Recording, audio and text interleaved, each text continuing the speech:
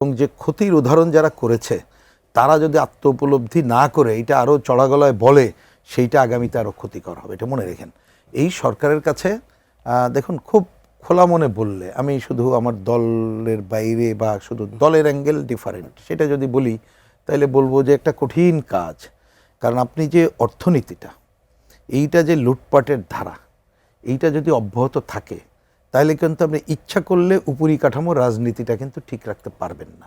আগামী সরকারটা আসলে আপনি কেমন দেখতে চান? আপনি যদি জানেন যে এই কাজগুলো আগে করতে হবে বা কি ধরনের? আচ্ছা, ওই কথার একটা খালি মন্তব্য খালি করি, ওনারা যদি কেউ বলে থাকেন মত প্রকাশের স্বাধীনতার জন্য এই ধরনের ঘটনা ঘটেনি, আমি পাল্টা প্রশ্ন করতে চাই, তাহলে কি ব্যক্তিগত কোনো আক্রোশ থেকে এগুলো করা হয়েছে? কারণ এখানে মোস্তফা ফিরোজ ভাই যেটা বলেছেন, ওনার সব কথার সাথে আমি শতভাগ একমত হলাম। এবং যে ক্ষতির উদাহরণ যারা করেছে তারা যদি আত্ম উপলব্ধি না করে এটা আরও চড়া গলায় বলে সেইটা আগামীতে আরও ক্ষতিকর হবে, এটা মনে রেখেন।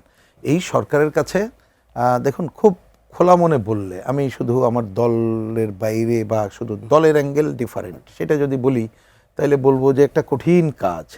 কারণ আপনি যে অর্থনীতিটা, এইটা যে লুটপাটের ধারা, এইটা যদি অব্যাহত থাকে তাহলে কিন্তু আপনি ইচ্ছা করলে উপরি কাঠামো রাজনীতিটা কিন্তু ঠিক রাখতে পারবেন না। এই চ্যালেঞ্জ একটা কঠিন চ্যালেঞ্জ। তো এই চ্যালেঞ্জ মোকাবেলার জন্যে প্রথমত ওই যে ভাষাটা বলছে যে আমরা যাতে সবাই মন খুলে কথা বলা যায়, আর নিশ্চয়ই স্বাধীনতা মানে তো স্বেচ্ছাচারিতা না, সেটা আমরা নিশ্চয়ই বুঝবো, সে ব্যাপারে কোনো অসুবিধা নেই। সেই সুযোগটা দেওয়া যদি যায় এবং সব কাজে কি হচ্ছে জনগণের কাছে যে যদি বলা যায় যে ভাই এই হচ্ছে পজিশন, আমরা এইটুকু দেখছি, আর আমাদের এই ইকোনমিক, কারণ তাদের সাথে আমার ডিফারেন্স থাকবে বিএনপির সাথে, কিন্তু তারপরেও তারা যদি ওই কাজটা করতে পারে, জনজীবনে যদি ন্যূনতম শান্তি আনারটা আগে বলতে পারে, তাহলে দেখবেন ইকোনমিক সংকট দূর করতে যদি একটু সময় লাগে, কিন্তু ধরেন রেশন ব্যবস্থাটা যদি সব একসাথে না পারে কিছু চালু করে, আমাদের সামাজিক বেষ্টনী যেটা আছে, আচ্ছা সব না পারে করলেও কিন্তু দুর্নীতিমুক্তভাবে যদি করতে পারে, তাহলে দেখবেন অনেক সংকট দূর করার জায়গায় যাবে। উদাহরণ দিই, দেখলাম একটা ইস্তেহারে বলা আছে যে সরকারি জায়গায় চিকিৎসা করতে গেলে যদি, অনেক সময় বলে না এক্সরে নাই, তাহলে বাইরে গেলেও নাকি করে দেবে।